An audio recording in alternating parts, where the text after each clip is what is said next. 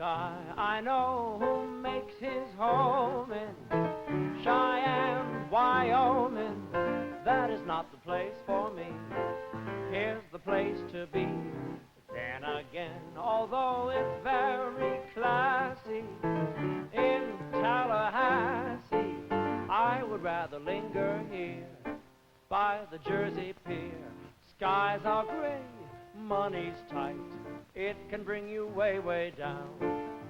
But get your pay Friday night, buddy, you can go to town, really go to town. So when everybody else has spoken, I'll take Hoboken, that's the only place to be. Ho, ho, Hoboken, that's the only place for me.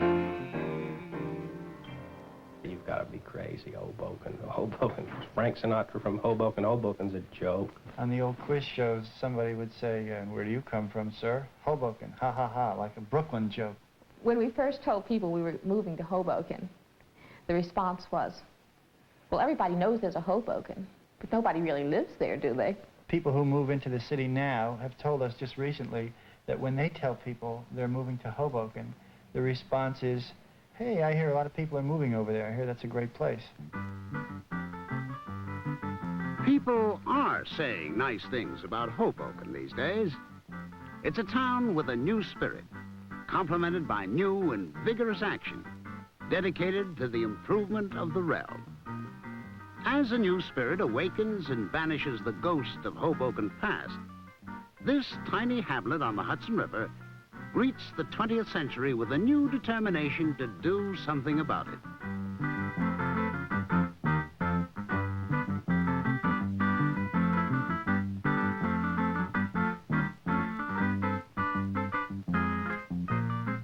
The zeal and initiative for this revival spirit, ironically, has been generated by a group of newcomers to Hoboken. People who formerly made their homes in the suburbs or the cooperatives of New York. They have discovered a thing of beauty and charm in Hoboken, an attractiveness that somehow escaped the attention of native Hobokenites over the years. Their enthusiasm has proven infectious. Older residents have been touched by the enthusiasm and excitement of revival, and to a certain extent have joined in the effort. The movement has had dramatic effect in some segments of Hoboken society and established a strong undercurrent of determined civic involvement. Hoboken is a tiny chunk of time and space, jammed unceremoniously between the Holland and Lincoln tunnels in New Jersey. Barely a mile square, Hoboken appears to have existed for generations, only to serve as the butt of bad jokes. Actually, it's difficult to pinpoint the exact reasons for Hoboken's negative image. To be sure, there have been negative things about the city that deserved criticism. While other cities were going up, Hoboken remained the same. As other cities declined, Hoboken hardly stirred. Hoboken today looks and sounds very much as it did at the turn of the century. Its houses are still jammed shoulder to shoulder along narrow streets, better suited to horses and buggies than to modern auto traffic. While some of the strength has disappeared, remnants of the old line boss politics are still detectable in Hoboken. The ghost of Frank Hague still walks the streets. Hoboken has been a city of immigrants. It was founded by the Germans in the 1600s and was a thriving seaport for more than a century. As the dockside activity became less and less, the railroads took over and reigned for another 100 years. With the decline of the railroads as an industry and social force, large manufacturers moved to Hoboken, constructing a ring of plants and warehouses on the waterfront.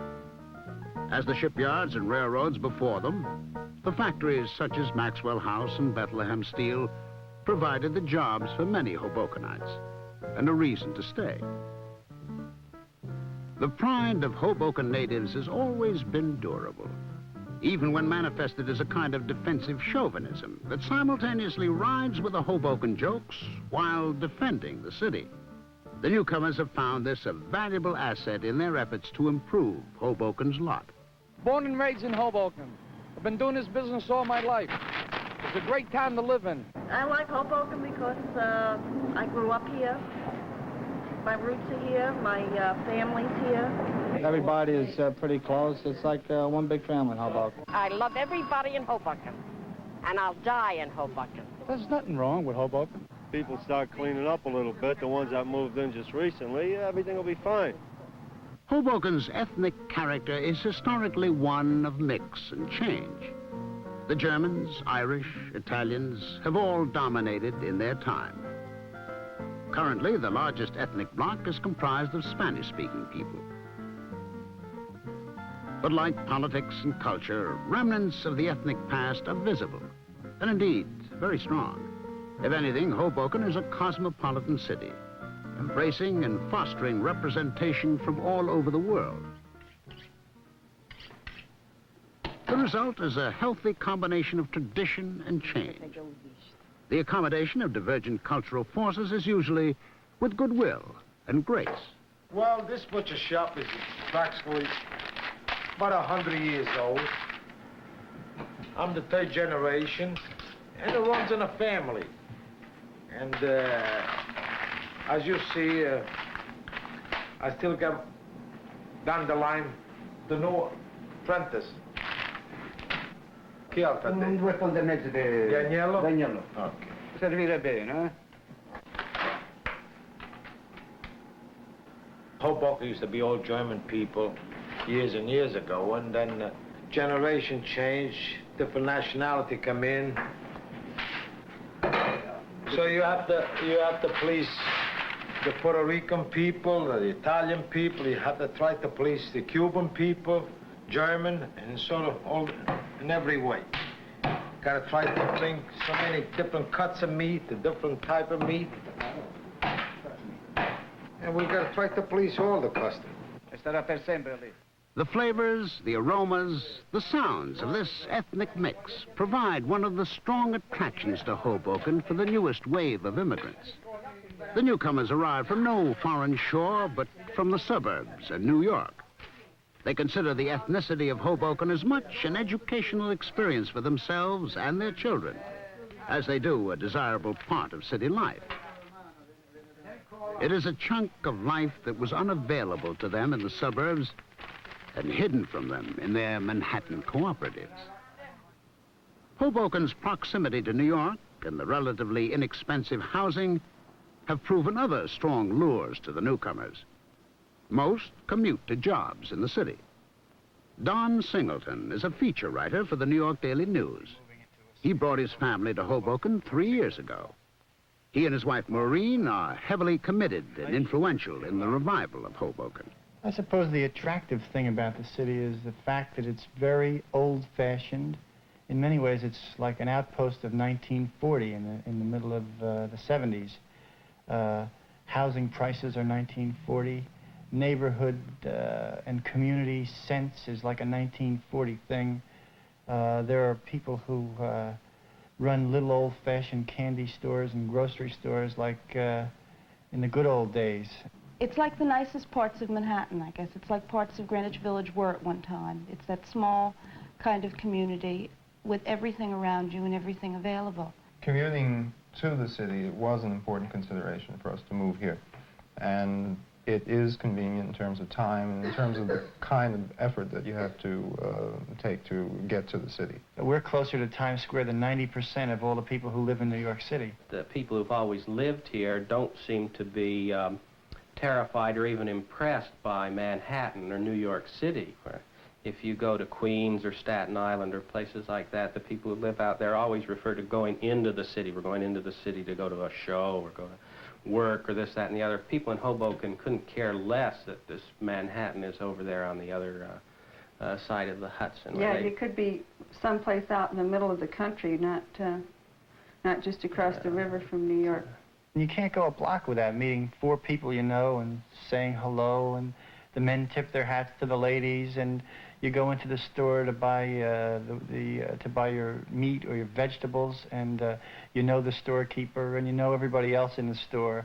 At the A&P, the You don't have to have a identity card to cash a check for your groceries. The guy always remembers who you are when you come in. There's no sense of anonymity like you get in New York.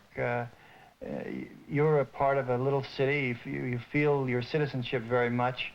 You feel your identity with Hoboken and with your neighborhood and your block. When we were coming over here to look for a place, sometimes would come in the evenings, it would be dark, and yet the stoops were always filled with children. There were children playing in the streets and on the sidewalks and in the parks, and I was so used to being in New York where after dark you wouldn't go out yourself. I feel absolutely no sense of danger over here, no sense that crime is a big problem. My kids, babies, my oldest girl and my son babysit, and I have no fear when they come home at, say, 10 o'clock at night. We send the kids around to get the next day's newspaper or some ice cream at night, say, at 10 o'clock. I would say that there probably 12 to 15 new families have moved into town through our help, not counting the people that have moved in on their own, who have found Hoboken on their own also. Most of the people we know who have renovated homes, and I'm talking about extensive renovations, have not been newcomers, but have been people who were born and raised in Hoboken and spend their lives here and love this city very much. They had programmed at them the party line that if you make it, the thing to do is hit suburbia, get yourself a two-car garage and a split level, and get out of the city. Well, in their bones, they knew they didn't want to get out of the city. And now that there are people who are coming here because they want to be here, it's given those people who lived in Hoboken all their lives some reason to say to themselves, why should we move? Let's stick it out. Let's stay here. And they're doing it. Joe and Pat Narciso are native Hobokenites who operate a floor covering business on the city's Main Street. I think the thing that really influenced us, too, was when the Singletons came in to buy carpeting. We were doing our house at the time, and we had just finished it, and we were sort of excited about it, so we had showed them the house, and then pretty soon, you know, we were starting giving them thoughts, and they were giving us ideas about different colors, and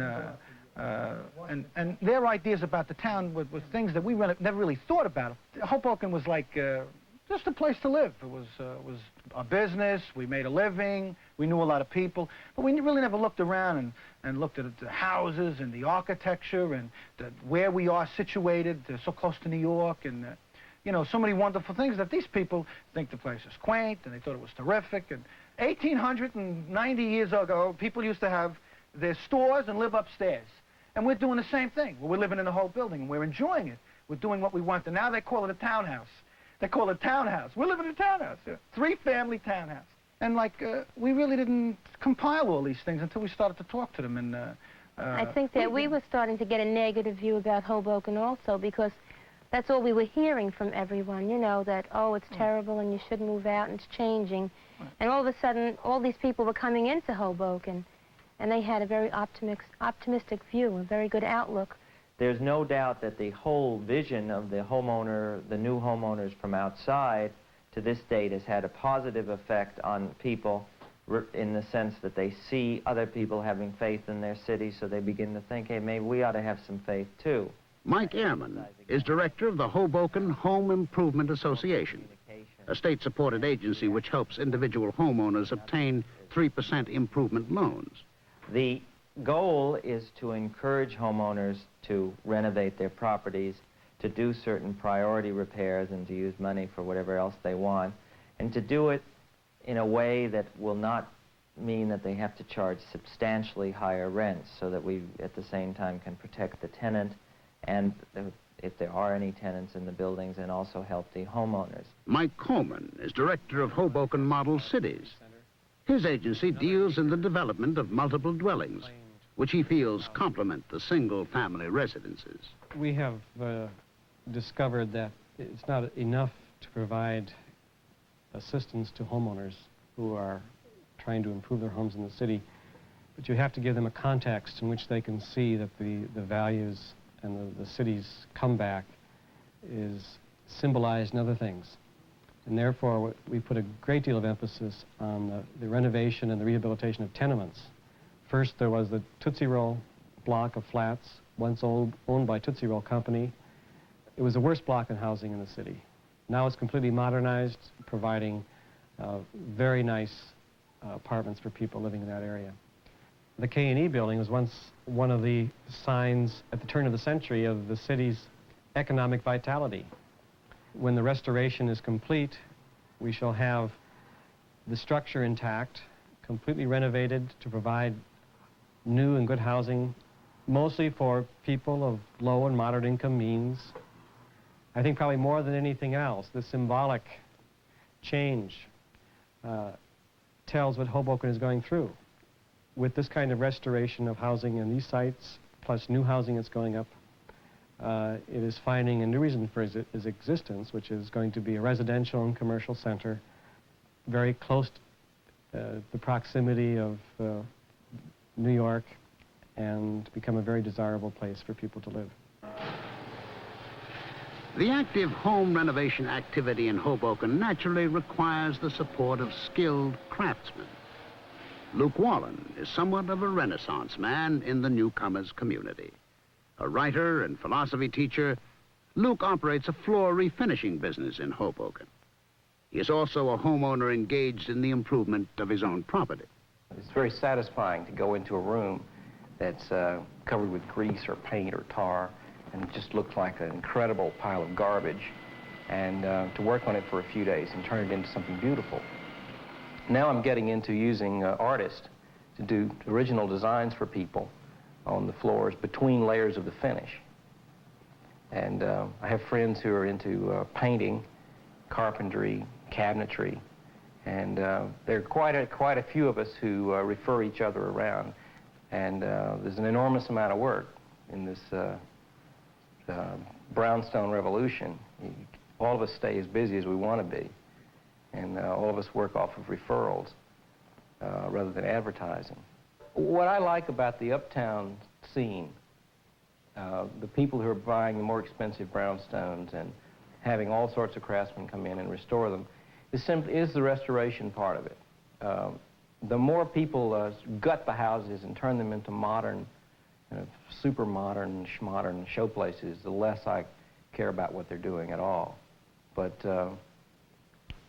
it's very nice that people are coming here who appreciate the old styles.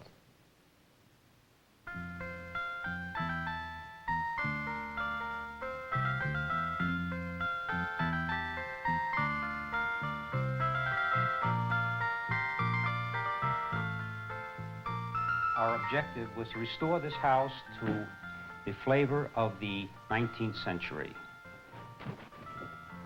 One of our first big jobs is to rip off all the old wallpaper. You can see the imprint of the old paper embedded in the plaster. In this room, as you can see, we're in various stages of stripping wood, which is a very hard, long task. On this door, we stripped it back and found what appears to be original stenciling. Over here on this wall is probably original wallpaper that feels almost like a fabric. We hope to match this in restoring the room. The globe is probably the original gaslight globe, and we understand that the pipes are right behind the lights and could be converted back to gas. The ceiling is a pressed tin ceiling, and in each little square we also understand there is a painting. It was very fashionable in the 19th century for families to hire artists to come in and hand paint the ceilings.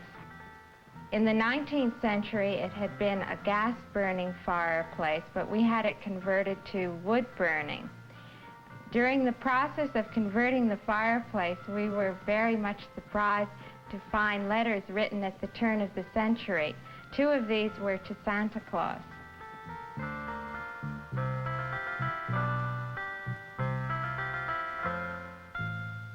While home improvement has obviously consumed much of the interest and energy of the newcomers, it has not blinded them to the flaws in their rough diamond. Determined to make Hoboken as pleasant as their own homes, they've spent considerable effort in civic activity. The Hoboken Environment Committee is currently engaged in a fight to halt development of a proposed oil storage depot on the city's waterfront. O in oil has big drops oozing out of the middle of it, and the tank is made into a truck. The word tank is made into a big, long tank truck. And farm, the F is on fire. Well, it gets all our points across. Until now, things had a way of just happening in Hoboken without support or opposition by the population, without so much as an utterance of concern.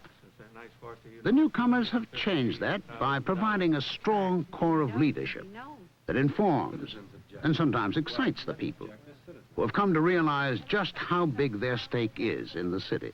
They come around, you talk about the school system, talk about what's happening now with this tank business in Hoboken. They want to put something in. Before, people would just have a nil attitude. Oh, well, it's got to be. This is what happened. But it isn't like that now. People come around saying, there's a meeting. We've got to get to it. We have to get together. Hundreds of people are at this meeting, you know, and they're going to really tell it how it is. Heavy emphasis has been placed on improvement of the education system in Hoboken.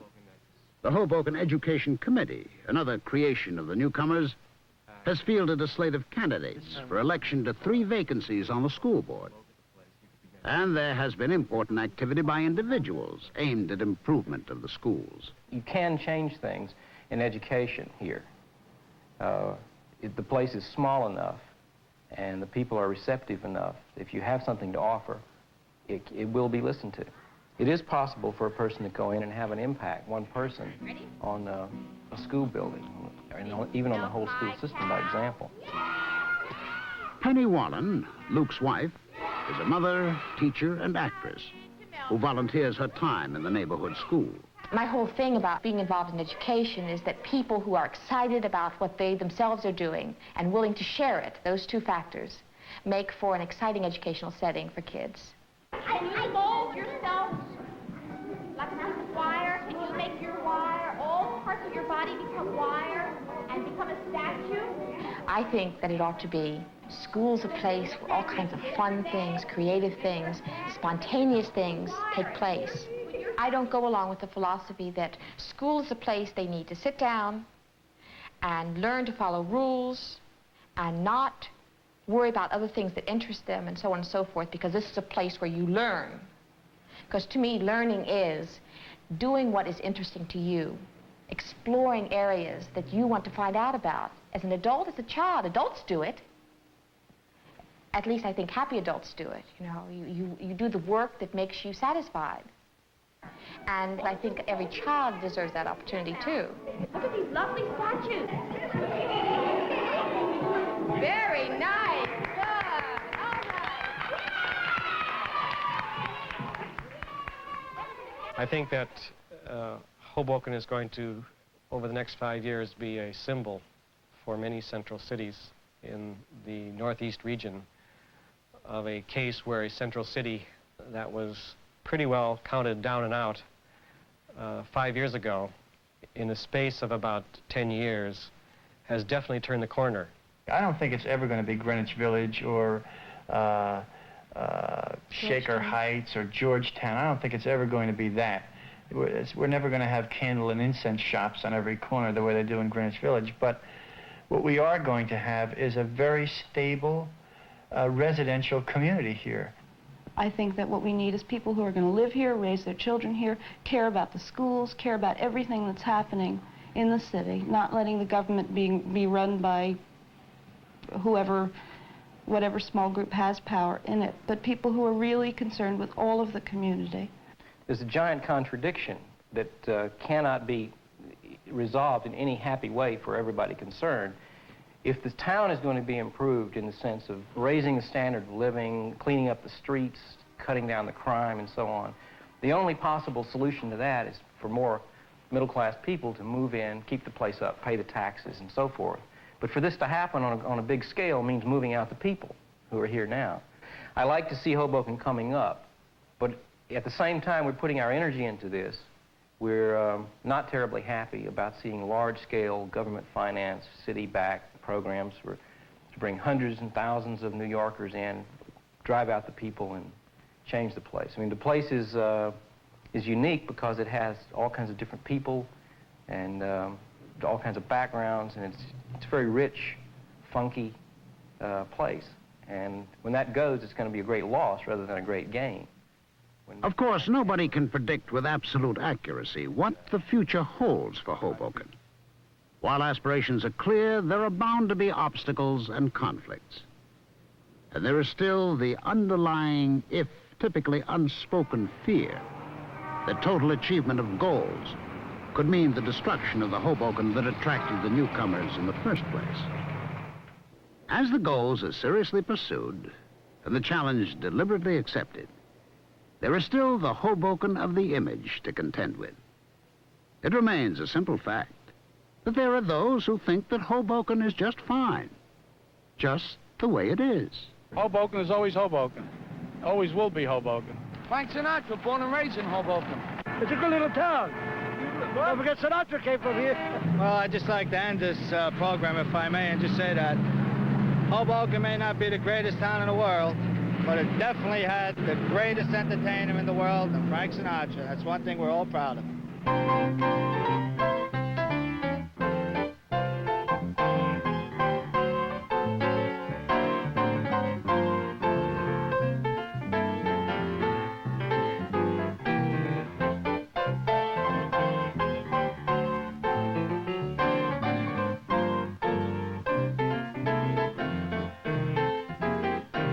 Skies are gray, money's tight, it can bring you way, way down. But get your pay Friday night, buddy, you can go to town, really go to town. So when everybody else has spoken, I'll take Hoboken, that's the only place to be.